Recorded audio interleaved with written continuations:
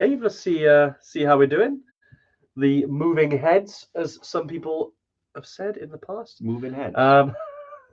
Apparently, yeah. When we, especially during the pandemic, people were like seeing you and my head. We were moving on screen apparently. But yeah, let's check if we're live then. Let's check, Dave. Are we?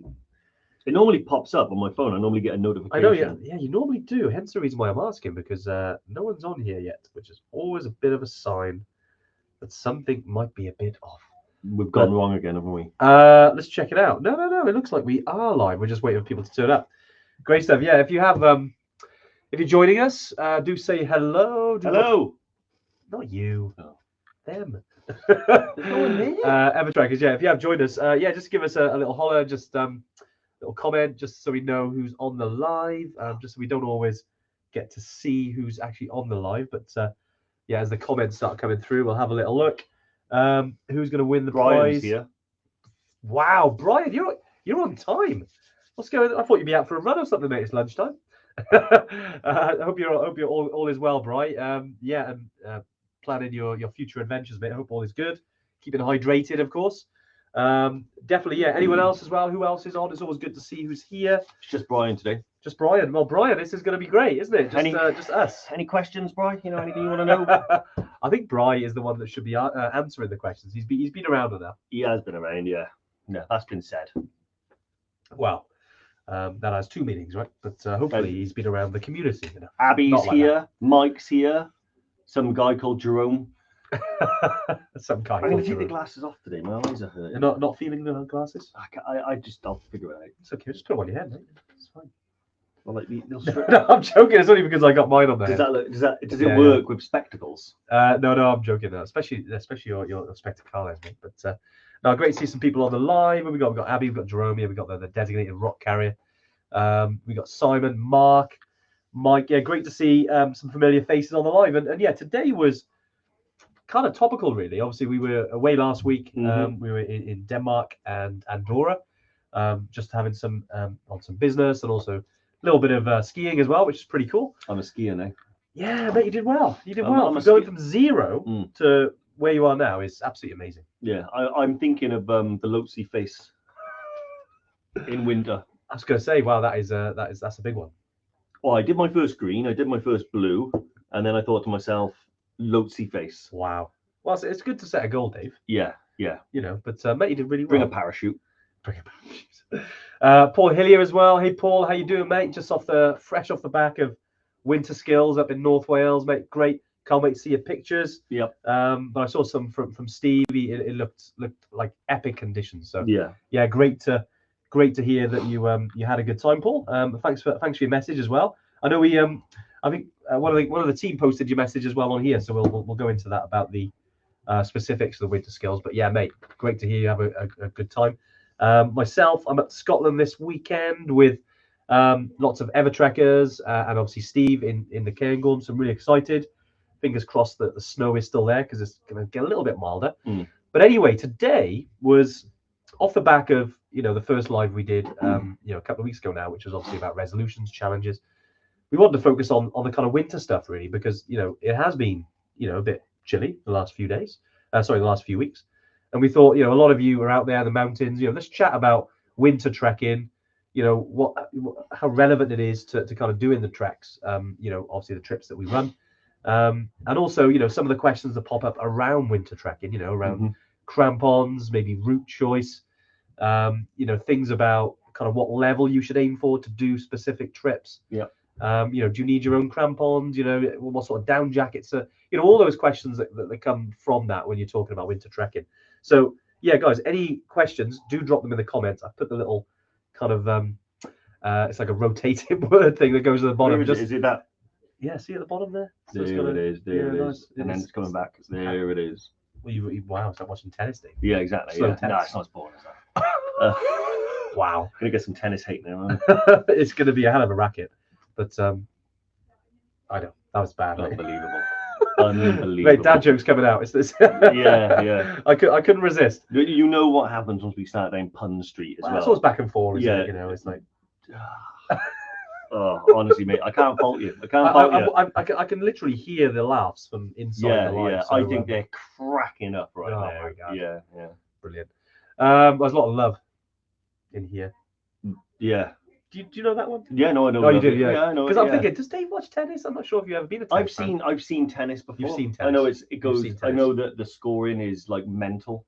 It is. Is mental. it love means eat and you've got nothing? Yes. Yeah. Deuce is you're both equal.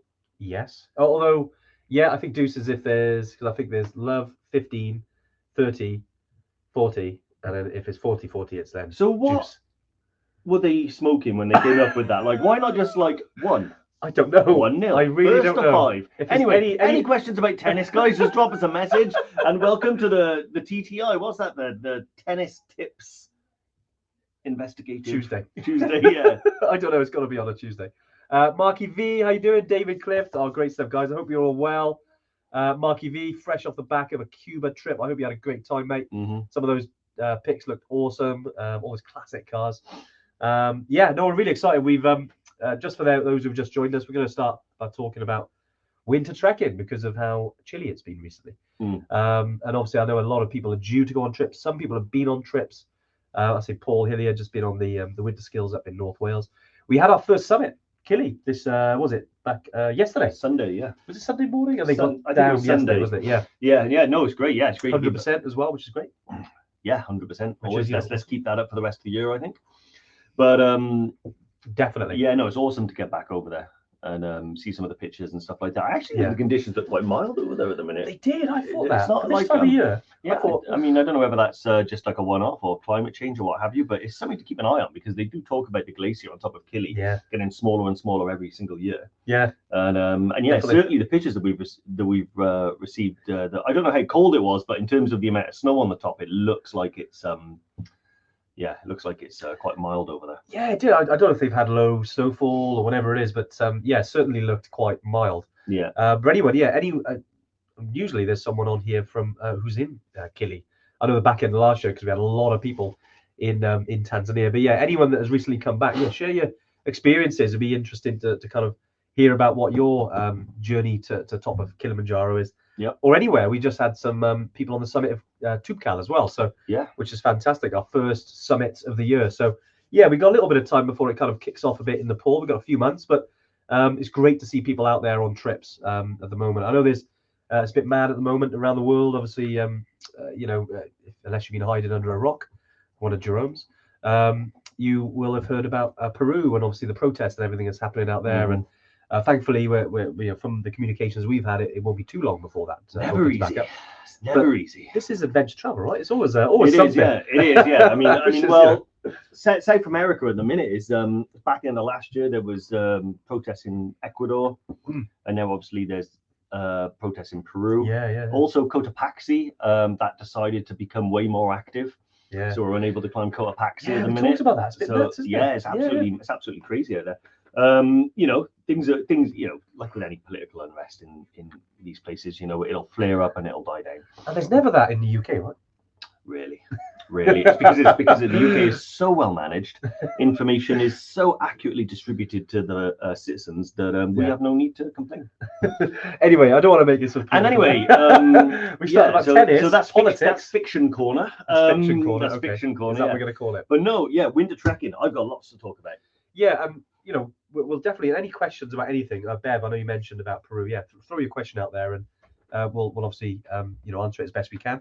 And definitely starting about winter trekking then, because obviously right now the conditions are amazing. Especially you're looking at North Wales, you're looking at the Peak District, the Lake District, Brecon Beacons, the Cairngorms. If you go over towards the Nevis Range, like you're kind of spoiled for choice at the moment, really. And we hope that lasts, into the next couple of months, so you can really get your training and your skills, and really time on in winter conditions, because sometimes it's not about the technical skills, it's just about the length of time you spent in that environment and the things you pick up and the confidence you pick up from being in those conditions. And then 100%. When you're on Killy, it's bad weather, or you're on the summit of Chimborazo, or you're on Mera Peak, any of the trips, Tubkal in winter, you've got the extra confidence having been through those experiences. Yeah, 100%. You know what I mean? I think that you don't want the first time that you need to deploy those skills and equipment to be when you need them the most. You want to have practice the situation safely in like the similar environments. I mean, our winter skills courses, they teach you learn so much more than just how to put crampons on, how to use them, and the ice axes and stuff like that. There's a lot that gets wrapped up in it in terms of, you know, surviving and actually completing a trip well and safe at that, in those types of conditions, because the cold is hostile. When you're in, like, you've got cold, you've got frost, you've got ice, you've got wind, you know, you've got low temperatures, all of these things, that it's quite a hostile environment. So knowing what equipment to bring, knowing, you know, how to manage that equipment, when to use it, when to take it off. I really do think there's absolutely no substitute for actually going there and being taught. It's how we learn. I mean, even on, and the thing is, you learn it all the time. It's important to keep trekking through the winter, because you do, you know, one of the big things that I think people get to, and it happened to me because I underestimated the weather on Toopkal, was, you know, just simple things like water.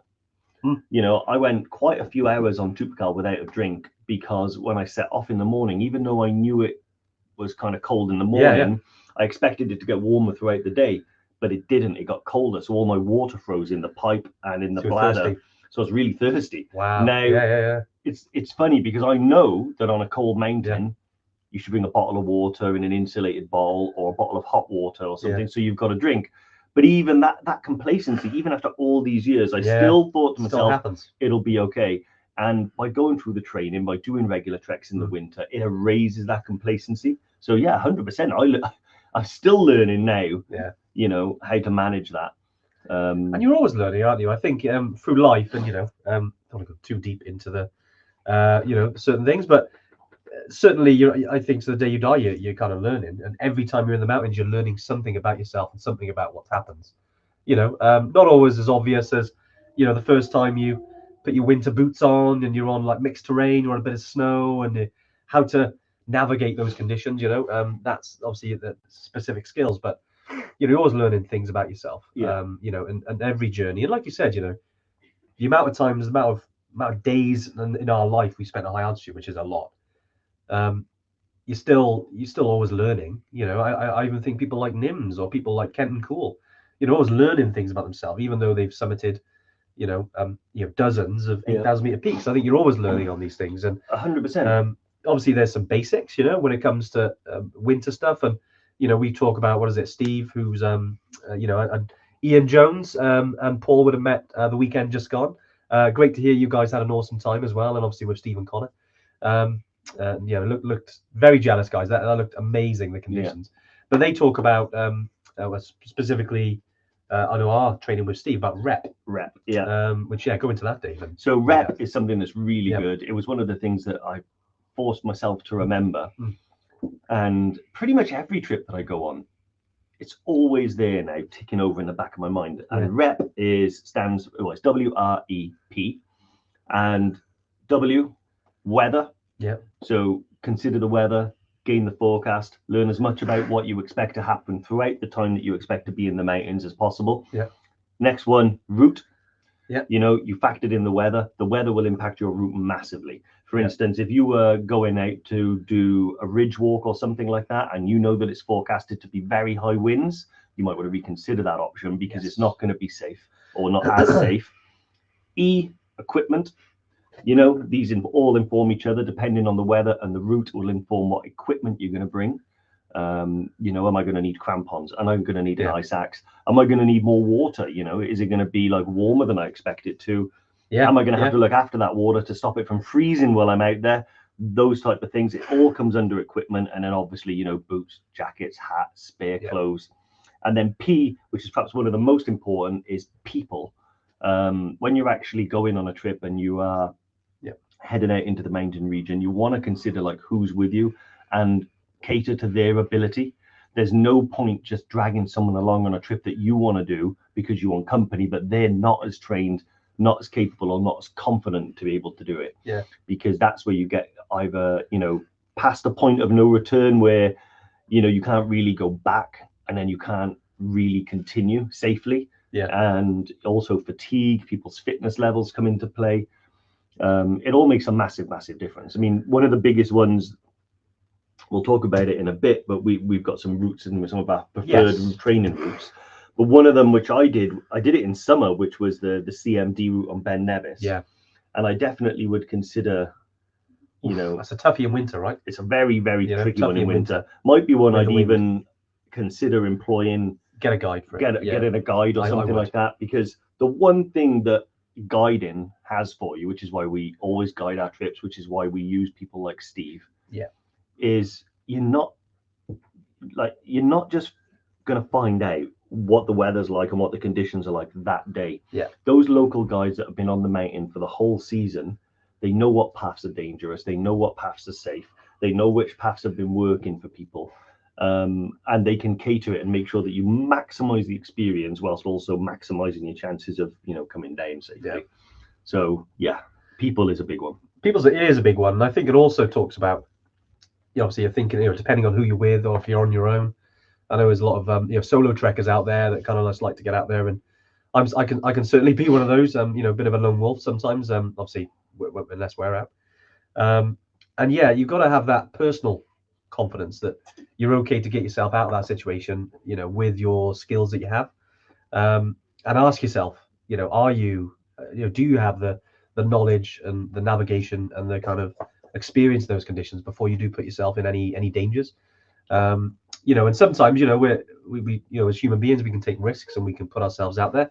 That is part of growing, I think. Naturally, as we were pushing the comfort zone, our own comfort zone, expanding those things. I was chatting to Paul Hillier, who just come off the winter skills in North Wales, and we were talking, I think at the beginning of it might have been, was it the end of last year, Paul? Remind me, but I know we were talking about getting out there and having the like Paul is out a lot on some big days. You're talking like 12 hours or more in the mountains, but he's obviously built up those skills and pushed himself over that period of time, and it's great to see that. And now obviously he's pushing himself even more. He's into the winter conditions, and then now it'll probably give him more confidence then going through when he's in his own or with his mate or when he's on a trip going forward, and which I think is huge. And it's priceless, really, those skills, because you get to experience some amazing things. I mean, geez, some of the winter routes, which we'll go into now, like I suppose off the bat, one of the big ones I kind of did in North Wales, which was actually a really good one, was I did Glyder Fawr, actually, which is basically the Glyderau, which is Ogwen Valley. So you've got Llanberis, kind of that, that near Snowdon or Oither, as it's called, and now you've got Ogwen Valley. And you've got one, you can look over to the Cardiff, which are like these giant kind of massive, like it looks like whales coming out of the landscape. And on the other side, you've got the jaggedy kind of Glyderau range. I love that. The routes up there are amazing. They can get a bit dodgy during winter because of ice. So, you do need crampons. You do need to have all your gear with you, and ice axe and all the good stuff.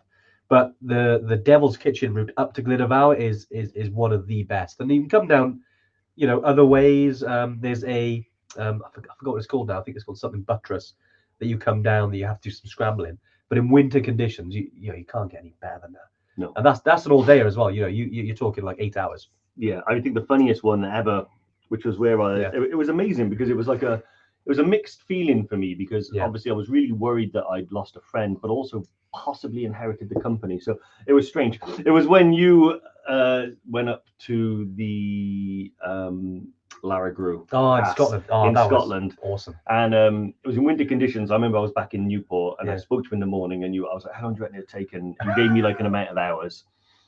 And then I remember like checking my phone, and I haven't heard from you yet. and then I gave him a call, like went through to answer phone. I was like, I'd be okay. Another hour went by, another hour went by, another hour went by, another hour went by.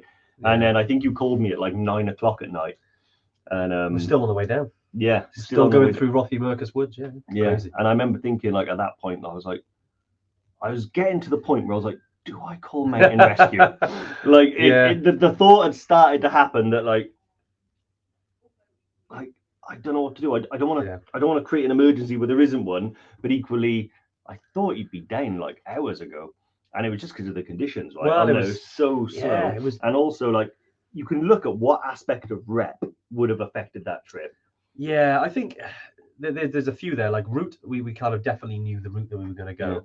I think weather, I think we underestimated how deep the snow was in places. In Laragru, you go through, which is the highest mountain pass in the UK, and you basically go from end to end. I think, we're talking about the P, and we look at personal. I was with James, really really good friend of ours, and it was quite a big trip for him, obviously off the back of his father, who'd recently kind of passed away, and it was a big thing for him, and he invited me along, which was very privileged really. And we went up there, and we kind of should have split it into 2 days, but wanted to do it in one, even though it was November, but it was winter conditions. Very cold, a lot of snow from, I would say, about 650 meters up. The Laragru goes up to about 890 meters, then drops down then. But the snow cover was, definitely. If I looked at that, I would have thought, right, we talk about lessons here. What would have taken us normal 11 hours took us 17. One because of maybe James hadn't experienced that kind of stuff before. The snow was deeper than we thought it'd be, and I think definitely if we're looking at route, we probably would have split her up into 2 days. Instead there's a bothy there called Korua Bothy, which is a really cool place. We were contemplating just hunkering down and staying there for the night anyway, just getting a fire going, having a bivvy, but we decided not to. We decided to crack on and get it done, and we did, but it was a hell of a long day. But I learned a lot from that trip. I think James did too, of how resilient he was, and not long after that he climbed Killy, so good on him. But definitely going to when it comes to these routes, like we're talking about, North Wales or Scotland or the Peak District, Lake District, there's some amazing routes. I mean, what's the obviously you've got something in the Brecon Beacons that some other trekkers might be familiar with. So basically I've put down a few that I think would be really good, and I've almost got like a little bit of progression here. So I've talked about the CMD. I think that's one that if you want to really sharpen some skills, and you've done the winter skills training, and you've learned the essentials of crampon use, ice axe use, helmet use, and all that type of thing, and then you want to go and put those to the test in the UK, CMD is an epic one. It's not always doable, I'll be honest with you, in winter, but it's seriously something people should look into doing if they want to do Ben Nevis. There's two others as well that I think are really good training routes for winter skill stuff. The first one is one that we're very familiar with, and it's, if you've been on our training weekend, you would have done it as well. Is the Horseshoe Ridge in Brecon in winter conditions. We've done it in winter conditions a lot of times, and it's kind of a different. When we think of winter conditions, we always or my mind automatically thinks of snow. But it's not necessarily always snow, and in fact in Wales, 9 times out of 10 it's not. You're battling high winds and rain, and sort of it is a bit of a battle. Now, one of the reasons why I love the Horseshoe is it's relatively safe. You can't get lost. It's a circular route, so you can end back at the car, but you've got a steep climb up to a ridge, and if there's high winds and rain on that ridge, it's brutal. You can feel like pretty damn epic, and then you can bag a few peaks on the way around and come back. But it really does give you a good opportunity to kind of get out there and experience a good sort of, I would say you can make it, I've done it, but it can be done between like 5.5 and 9 hours, depending on how you go. In winter conditions, you're probably going to be looking around like 6.5, 7. And it's really good. You get in a nice, hard, grueling walk. I've got some videos actually of us that I think I'll post up there. That one time when I was coming down Jacob's Ladder on Pen y Man, and the wind was so strong that all the water was like doing a reverse waterfall. I wish we had it there. I could have shown it, but it's I do remember that. Is that when you slipped over? That was later on. That was the exact same trip. So what happened then was we bring that into it. We came down, and we were coming down Cribbin. Cribbin, the good old Cribbin. And I decided to do a kind of promotional video for, hey guys, out here training, and I slipped and landed on my arse. So what did you learn from that experience? What did I learn from that one? I think I probably learned that I at that moment I was going off piste. And I probably learned that I would have stuck to the safety of the trail. The piste. Second one is don't film yourself when you know it's slippery underfoot. I don't know. You're cruising for bruising. Because the video will survive, even if you don't, and people will laugh about you. Brilliant. Hey, look who's on here now. Brooke, I'm seeing you. Hey, Brooke. Brooke Wade. I'm a skier now. Brooke's a skier. I know. Yeah, I need to talk Brooke, you would have been very proud of him. Yeah. Oh, Brooke, I went there my first double black diamond, and no, sorry, that was the gloves. Yeah, right? that was the gloves. Yeah. Yeah. But 2 black diamonds. Yeah. No, Brooke, you're not gonna believe this, right? Did a green and a blue. Nailed it, mate. And you saw how I was. I did. Yeah. I was. How fast was I? Well, literally, I think you see those videos and the kind of all the faces contorted because it's so fast. So fast. It was like that. Pretty much, I think. It was insane. Yeah. Andy said it was kind of weird because I started to warp time around me because I was going so fast. Like actually, I was starting to break the laws of relativity because I was approaching the speed of light. Is that what it was? That was what it was. Yeah. Is that what it felt like? Yeah, that's what it. Yeah, I've seen the video evidence, and it didn't look. It was different to that. This man's a good teacher, though. I swear. He's Andy taught me how to ski in a few days. Exactly, mate, exactly. Well, we're gonna plenty more pistes to knock. Well, you can learn to go off piste next time. Maybe let's get some reds first. I did go off piste a few times. You did actually. Accidentally. No, don't go there. Double diamond, isn't that a beer? Bright, mate, you should know this. You should know if that's a beer or not. Come on, man. Yeah. But no, it's wonderful. It's always good. Anywhere you get in the mountains, whether it's trekking, skiing, mountain biking, whatever you're doing, climbing, it's just great, isn't it? Yeah, Good absolutely. for the amazing. soul. Good for the soul. But one of the others that I put on my list as well, which I highly recommend. So I've gone Wales. I went to Scotland. Yeah. Scotland in the middle. Okay. Yeah. Skiddaw. Skiddaw is a really, really good, in my opinion, a really good introduction to kind of winter trekking. It's a very well established route. Yeah. It's quite popular as well all year round. So there's usually some people around you. Yeah. You can't really get lost. It's overlooking Keswick. It's a really, really good one. What I like about it is you're pretty much going to get some snow up there.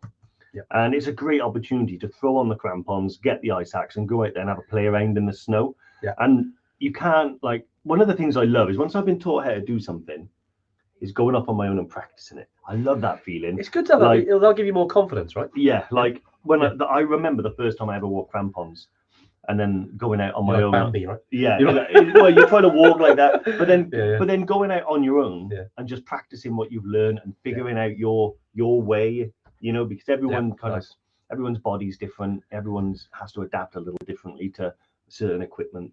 So going out and having a play in the snow is absolutely amazing. I think Skiddaw's a really good place for that.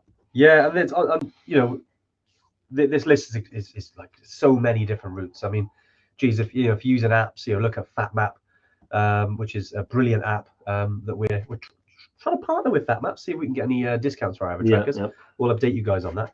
But there are other apps out there as well, that you can use to find different routes and look for inspiration.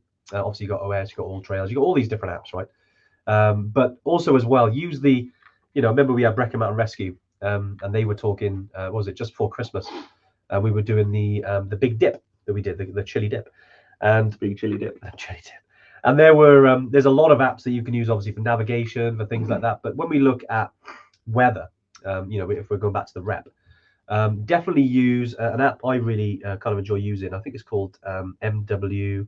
Let me just double check. Was it MW UK? So Mountain Weather UK. If you go on to, I think it's Mountain Weather. Let me just. I'll tell you what. If I share this in the comments. Enjoy, Paul. Thanks for joining us, mate. Paul. Usually, I know he's probably going to be eating his lunch while he's watching this. I guarantee you. Whenever we have a call, he's always eating his lunch. I guarantee you, he's got his fleece on. His fleece on. Fleece. Yeah, fleece. He's got his Tupperware. Yeah. With his salad in there. Yeah. And his glasses. Definitely. 100%. We're in the Summit Zone. The Summit Zone membership, where we've been working closely with a lot of our Evertrekkers with their training, and we do monthly group calls. It's been great to see everyone on there. But Paul, he's been on everyone so far, and it's always funny because it's lunchtime. He's eating his lunch and he's listening and engaging. It's great. Yeah. He's a great guy. But yeah, so Mountain Weather, I put the MWIS there. The actual app is called MW UK. Just from off the back of, we'll go back to Winter Skills and Steve, who we did all our training with over the years, and he recommends this one above Met Office and others. They're all good. Correct. Yeah. And it is, you use that one definitely because it's the most reliable, especially when it comes to wind. And obviously wind in the mountains is huge, right? Because of wind chill, especially if it's raining, and your choice of route can be dependent on the wind. So definitely check that app out. It's really, really good.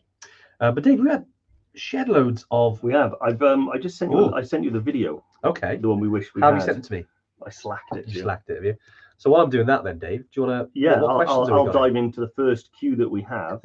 So the first question is from Dave Hampson. How's it going, Davey boy? Hey Dave, how's it going? I'm on the Island Peak Adventure in April. Regards ability to use all the mountaineering gear proficiently beforehand. Yeah. Is that a necessary requirement? I'm asking because I've used the gear in the past, but could be a bit rusty, or am I overthinking it? Good question. So really good question, Dave. I think ultimately it never harms to have a refresher. So if you are in a situation where you're able to do a refresher course, even if it's just a case of like throwing on some crampons and kind of getting into the habit of tying them on and putting them on correctly, it doesn't harm at all. However, I will say that you will have one of the best guides in the world helping you get up to Island Peak. And there is an opportunity on the trail to kind of practice those skills as well. Definitely. So we're not going to throw you in at the deep end and expect you to know things. You'll be shown beforehand. When you're comfortable, we move forward. I think if you are able to get a refresher course on the things that you've learned about winter mountaineering, get it done. If that's not feasible between now and April, don't panic. What you've learned will come back to you fairly quickly, and we do have an opportunity to kind of show you, how to put the crampons on, how to use them, like the harness and how it should fit and everything like that. That'll all be sort of shown to you before you're going to need to deploy it in anger, so you will. Nice. So I'm trying to download your video, Dave. That's all right, mate. You go on, mate. You go on. It's not quite working, but we'll. But no, it's a good question. Yeah, Dave. Any time you spend on crampons and ice axe, if you can get out there, you're not overthinking at all, as Dave said. Especially in April, in complete transparency, we do get people who do turn up and climbed Island Peak, and they haven't used crampons before, which is, I know it seems a bit nuts. But we do have a broad, sort of spectrum of experience on our trips, and some people, and the guides can show you that stuff. But I think, it's good to, the more experience you have, it's just be easier for you. It's one less thing to think about, right? Exactly, yeah. And it really does help, because even on peaks that you've kind of done before, my Tootgal trip in December, I was fairly confident that I knew what I was going to be doing, but the weather did throw a real curveball. I was explaining to Andy actually last week that one of the biggest things I had was my fingertips got really, really cold. And it was quite difficult to kind of like pull the straps on my crampons with my big gloves on. There is a way, like, you can do it, but it's best to have practiced something like that, so it's second nature. And I remember thinking, like, well, if my hands get much colder, that's going to be really difficult to be able to do. But I do think though that, like, just being able to put your crampons on and have that be second nature and things like that makes it so much easier for you than actually fighting on the mountain against the weather and the conditions and thinking, screw it, this is Simon Stewart is a good question as well. Love descent of Mount Toubkal, 14th, 15th of Jan. One of our first summits of the year. Awesome to hear, Simon, and thanks for getting in touch with us, mate. Great trip, a guide. Love the hard winter ascent with crampons and ice axe. This is a hard summit day in winter, especially with 13 kilometers still to trek after the 8-kilometer ascent of the summit back to Imlil. Winter from moderate to challenging. Yeah, definitely.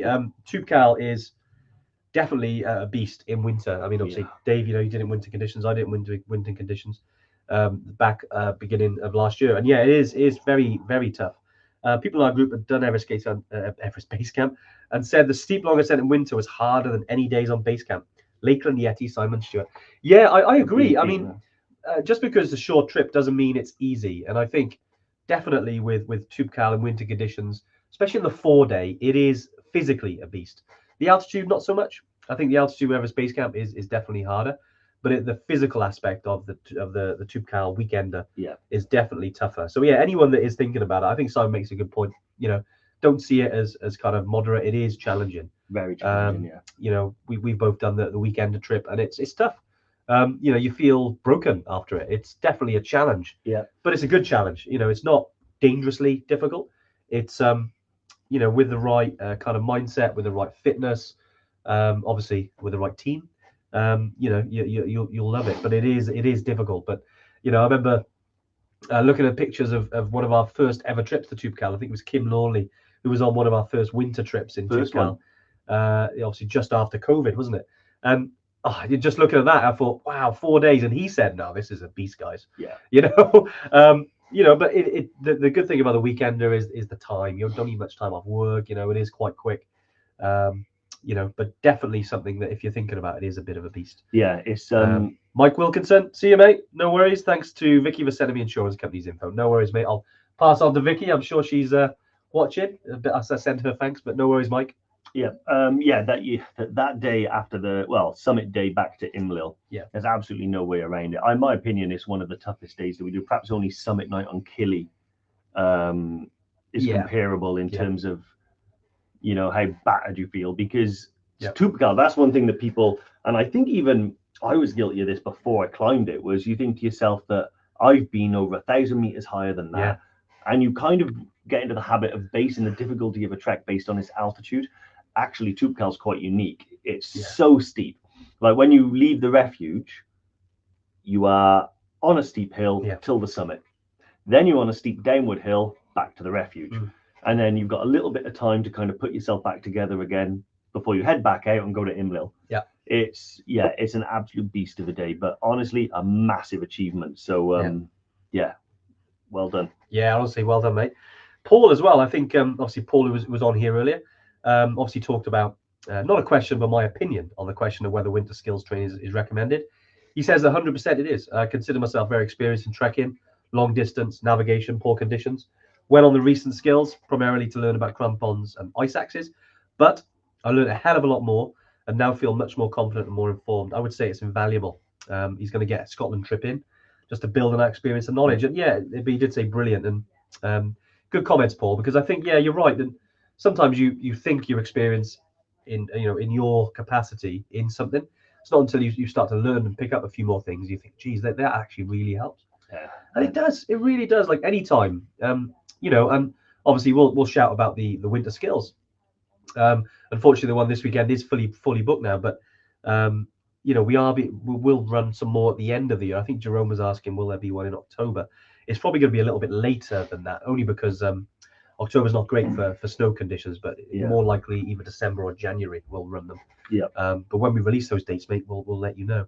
Awesome. But it's definitely, when it comes to any time, and it doesn't have to be with us, this is any training company, any guiding company in the UK that does these stuff. It's so valuable. Obviously, we'd always love you to use us, but we know we've got specific dates. But if you do go on other training courses, do them. It really, really makes a difference. And, it gives you that confidence that you'll have a great time wherever you go. 100%. Definitely. Jerome was also asked, does the Winter Skills Week cover the use of crampons? 100% does. Yeah. As Paul said, though, it does cover the use of the basics. And a lot of people, they focus on like crampons and ice axes, helmets, harnesses, and that's natural because that's equipment you've never used before. And when you've not used something, it's a bit frightening or a bit like concerning. But the depth of knowledge that Steve and his team and lots of other guys that run these types of experiences have is immense. You learn so much about survival, about how to function and do well in winter conditions. Nav, it's all good. The navigation's critical as well, because in the bad weather, if you don't know where you're going and the clouds come in, you can get stuck real quick. One of the crazy things, and you can Google this, the Appalachian Trail that goes through North America, like it goes past New York and things like that. Do you know how many people die like meters from the trail? Yeah, it's crazy. They leave those trails to go to toilet. So we're talking minutes away. They get disorientated and they never get back to the trail. It's crazy. If those people had a map and a compass in their pocket and a little bit of knowledge on how to actually orientate themselves and take a bearing, they would get back to the trail without any worry at all. And that's the importance of just being able to know something as simple about being able to take a bearing. You're able to do it in zero visibility. As long as you can see the map and your compass, you can take a bearing and orientate yourself and know exactly which direction you're facing, so you can get back to where you need to. It's amazing. Back to the path. Yeah, I mean, it happens, doesn't it? I mean, it does. There'll always be, these kind of things that do occur, but I think they could certainly be minimized if everyone was on the same page with it. But it is, Adam Martin makes a good point. The night hiking is great practice. Yeah, it is actually. Yeah, because you've got limited kind of points of reference. So you've got to be on it with your nav. Obviously, you've got the digital navigation tools, which are great tools, but yeah, worked in that in tandem with the old school way is definitely the way forward that we promote. Definitely. Yeah. Well, a map doesn't run out of batteries. That's true. That's true, actually. That's a good quote. You should put that on a t-shirt. Yeah. Map doesn't. Yeah, that'd be great. Yeah, but hey everyone. Sorry, been working. It's Diane. Hey Diane, how you doing, mate? Hope all is well. Yeah. So I think Bri was talking about this, and I think you briefly touched on it earlier. Topical question. When we went to EBC a couple of years ago, it was so cold our bladder pipes were freezing. Metaphor, Bri? Happens with age. Do they freeze on the Killy trip, or have I wrapped mine in pipe lagging for nothing? They freeze. They certainly do. Yeah, they freeze. Yeah. In fact, when I went there as well, and this is unusual on Killy, my actual bladder froze. So the water in my bladder. Oh, right, I thought you meant your no, my actual my bag bladder froze. So not just the pipe, which will freeze in on Tubcal in December. That froze within 4 minutes. Not October, was it?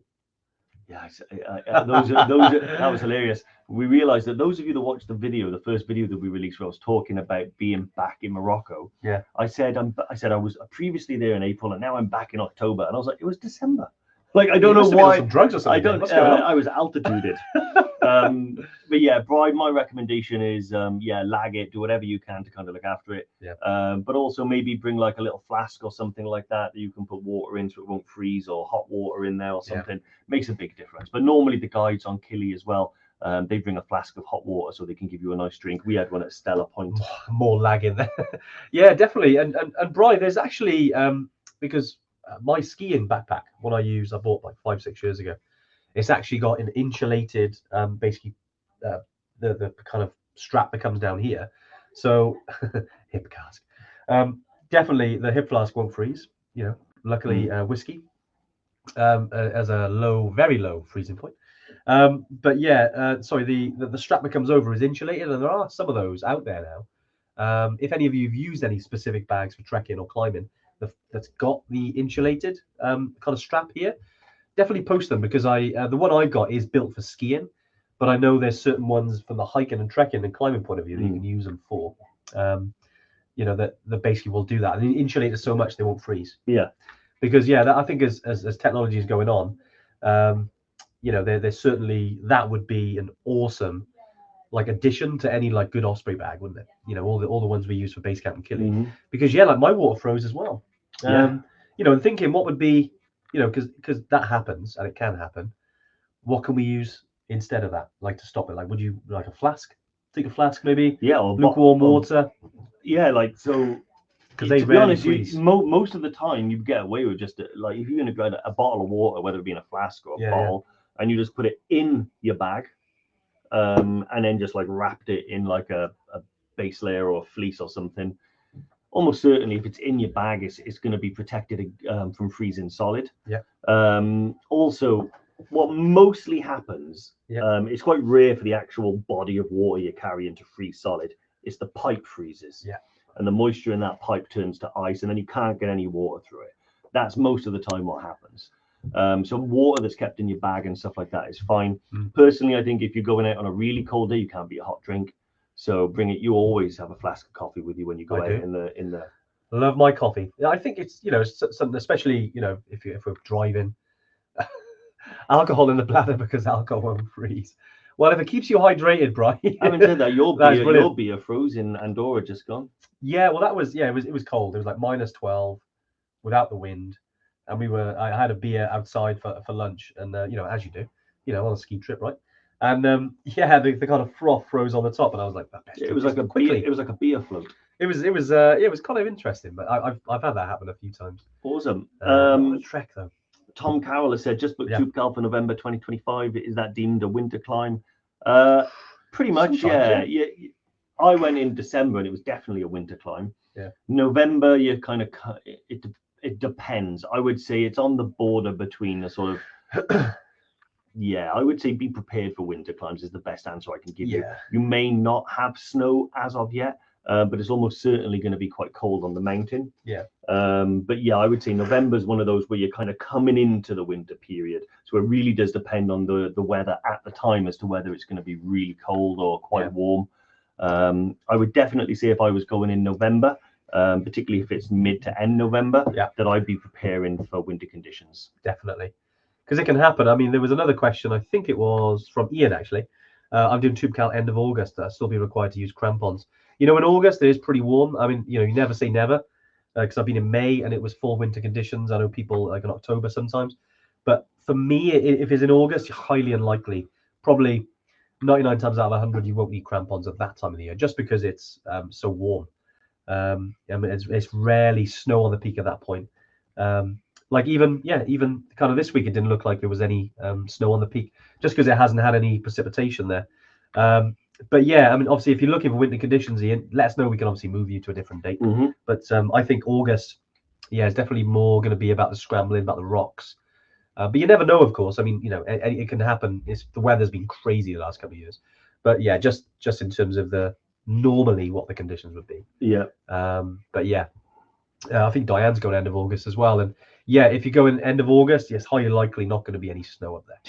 It's highly likely to be a frying pan. Yeah, it's going to, well, especially lower down, it's going to be, it's that's part of the challenge. It's more warm than the cold. Yeah, ice towel, I'd recommend. It depends how you are. Some people are totally fine. They love the warm weather and they actually love it, and it's like great. For me, the warm weather is more of an obstacle than the cold weather. Yeah. So yeah, like things like the ice towel and keeping cool and layering correctly, so the base layers, are helping me wick sweat away and stuff like that. Yeah. Chris Collins as well. Hope all is well, Chris. Hey, Chris. I actually caught one of these live for a change. Usually catch up on the podcast, Spotify. Oh, Chris, mate, yeah, great to have you on as always. I know you've been part of the Evertracker community for a long time now. But what is it? He said, I presume cold conditions won't be an issue for an EBC trip on 6th of May. Well, actually, mate, anytime you go to base camp, it's going to be cold, especially like near base camp. Obviously, May's, you're creeping towards the summer months, so it is slightly warmer, but it still drops below zero. The only time I've ever had real big snow on a trip was April into May. Yeah, I think it was like 1st of May or something was the end of our trip. Yeah, it was. Yeah, there was snow. And we had big snow at Ferice. And we actually had a snowball fight at Ferice. That's a barrel of laughs. That is having a snowball fight at above 4,500 meters. Yeah, you realise after you throw a few, you're like, and this is on the way down, and you're acclimatized by this point, but still you throw it, and it's like it's a lot harder having a snowball fight at 4,500 meters. It is, yeah. It's like a full-on sort of American football game at that stage in terms of the athletic requirements to do it. But I would say Andy's dead right with EBC. And it's definitely going to be below zero as you get higher in altitude. I would say the first 3-4 days of the trek during the day, it could be shorts and t-shirt weather, stuff like that. But what do we always say? Prepare for all 4 seasons. All 4 seasons. Trip, Yeah, you don't want to get caught out. Yeah. And it's the Himalaya. It's unreliable. That's great though, isn't it? Be missing the Himalayas. We need to get back out there. We got our first trips going in March. Hopefully, we're able to get out there in May, potentially in June. But that's kind of another new trip thing. Yeah. Whilst we're talking about new trips, I know I believe what was it? I think it was Jerome actually. Any news on possible Mont Blanc trekking? Yeah. So Jerome, we've got pretty much. Rings a bell. We've been working very hard on that. Very, very hard. So to set that up and make sure it's all good to go. So yeah, we're not far away. We're still planning on releasing it in January, hopefully. So we got a lot of emails, a lot of phone calls about people who want to book onto Mont Blanc circuit. We're really excited. We got the itinerary is almost sorted, and then we'll put it on the website because this was one of the kind of biggies that we wanted to do after raising the investment through Cedars. We've literally in the last 24 hours just had the dollars through for that. So we're obviously going to be pushing forward with launching that soon as, mate. Yeah, definitely. We've had a lot of people, a lot of interest. We know, like obviously, we've only got to think about what we'd like to do, but we know at Evertrackers, a lot of people have been interested on doing more in the Alps. Yeah, and in France and Italy and Switzerland, doing the circuit Tour de Mont Blanc. Yes. It's near the Alps. It's near the Alps, yes. It's not far. I know. It begins with a T. Yeah. So it's not far away, Jerome. Honestly, mate, we'll let you know as soon as that's there. And we know, obviously, I appreciate everyone's patience with us for that. Like always, we don't like to just release products out there willy-nilly. We Need to make sure it's good and up and ready for, what we think is an Evertrekker trip. Because these things, they cost money, and we want to make sure that you guys have an awesome trip. So we want to make sure that's there first before we release to you. But we got a few bubbling, and just under the surface. But we're going to be launching a lot of trips this year. I promise. we got a lot coming. So we're really excited, and certainly get some sort of test pilots and on some of these trips anyway, just so they can give us feedback and we can tune them a little bit, like we've done with some of our other trips. Keeping you updated. Do you know, I've been holding that in for so long, and I thought, well, he's talking, I'm going to get it out, mate. I was going to say, mate, God, I thought that was interesting. No, I was very interested in the trips, particularly stuff in the Alps and stuff like that. But that's the sort of thing you do at Gorakshep, maybe when you're struggling to breathe. Yeah, I know. Well, all of a sudden, I did feel like I was at altitude. Then I was like, I gotta yawn.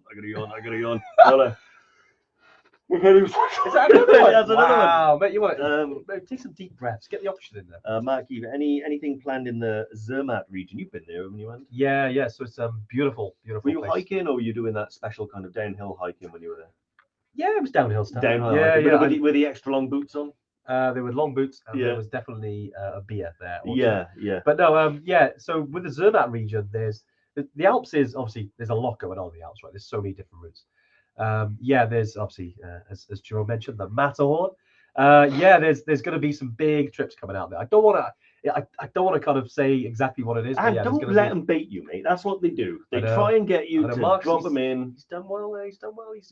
He's thrown out the bait. I almost bit to that one. Yeah. But no, in the Alps there'll be a lot of good trips to do there, guys, over the next few years, and we want to keep the Evertrekker community busy and make sure you're ticking these things off your bucket list. And if there's certain things in the Zermatt that you want to do, it'll be very, very quick.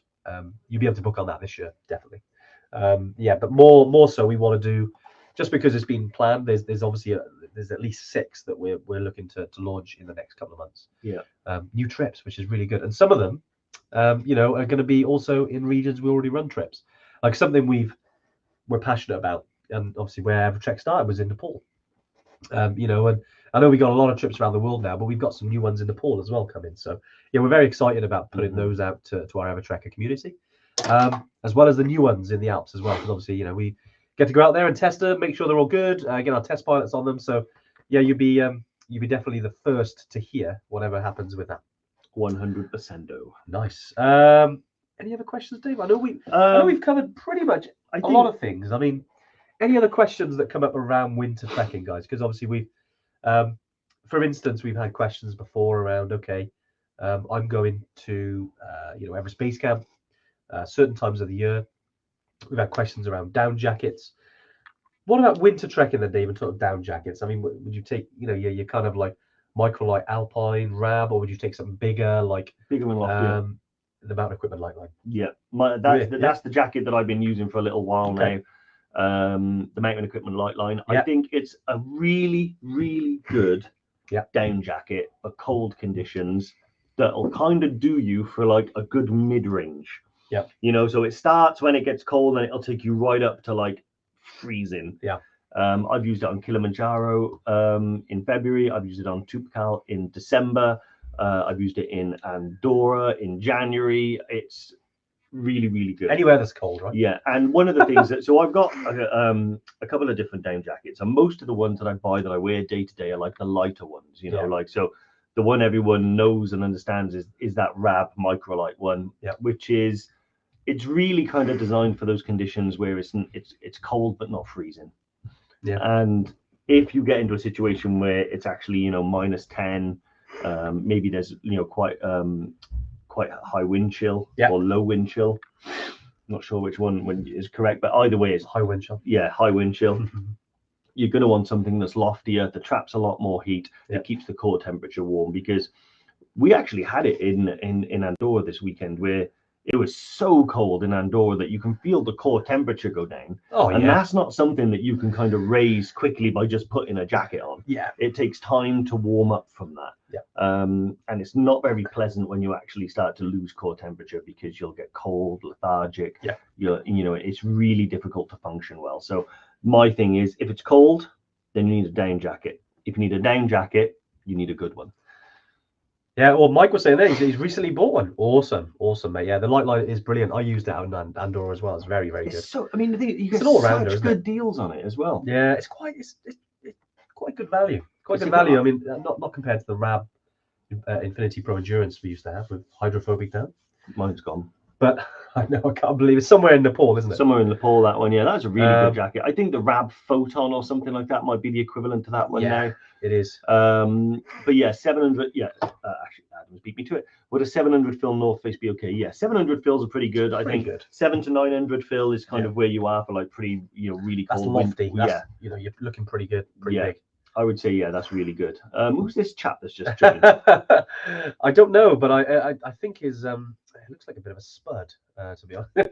Hey Spud, how you doing, mate? Doug Smith. But he booked into the Winter Skills. It's going to be windy on Sunday. Sir Edmund Spuddery. Chris makes a good point, and something I want to address. I'm always really impressed with the support Evertrek provides, but are you worried that as you increase the volume of trips offered, you might lose the focus on quality of each trip? Chris, you know what, mate? Great question. It is, and to be honest, we're happy to accept the fact that the more trips we do, the worse they'll get.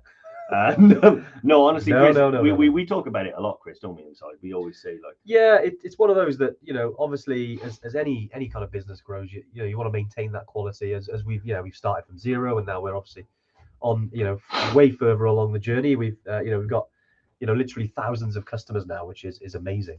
And certainly we've always, and this is why we don't kind of release trips willy-nilly. We take our time, we make sure they're good before we release them. But and as we've kind of grown, we've grown our team, and we try to make sure that the quality is there. I mean, for us, our goal is to never lose that quality, because if we do, it's it wouldn't be an Evertrek trip. We've made some mistakes along the way. We've done things, we've released some itineraries that haven't quite worked, and we want to make sure that they're as good as they can be, but we're always looking to be flexible and change things up as and when they don't work. And that's an evolution, really. And I think that comes from our community by, the kind of the both way stuff, and people let us know, that doesn't really fit with the trip. And we're like, cool, okay. So then we'll go out there and we'll do it ourselves, and we'll look at it and we'll go, actually, you know what? I agree. Let's change that up. And I think we've done that a few times now. Yeah. So but honestly, it's a concern that anyone would have. But yeah, Chris, you definitely get on those trips, mate. And let us know how good they are. But no, they're great. And don't forget, this is adventure travel. I mean, it's very different to certain type of holidays. I think there's always going to be some things that we'll have. They're always going to be challenging. They're always, the altitude and the mountains. Obviously, we're quite niche in terms of where we offer them. But yeah, we're not going to sacrifice the awesomeness of the trips just so we can release new ones. We want to make sure they're good, because otherwise, we're trekkers, we're climbers like you guys. We want to enjoy them as well, And if we don't enjoy them, we're not offering these anymore. Yeah, no, 100%. I mean, we don't want to offer. We don't just want to offer a trip for the sake of offering a trip. We could easily launch, 1 or 2 trips a month if we didn't run the quality checks and stuff like that. But funny enough, I was watching The Martian last night. Really? He said fancy climbing some mountains out there, mate. Yeah, well, Olympus Mons. Olympus Mons. Jeez. Twice the size of Everest. But it was quite funny. Like, there was a little bit in there, and it's about when they're talking about having to launch the supply rocket, and they say, how long do we normally take to do checks? And they're like 2 weeks, and he was like, well, we're not doing the checks.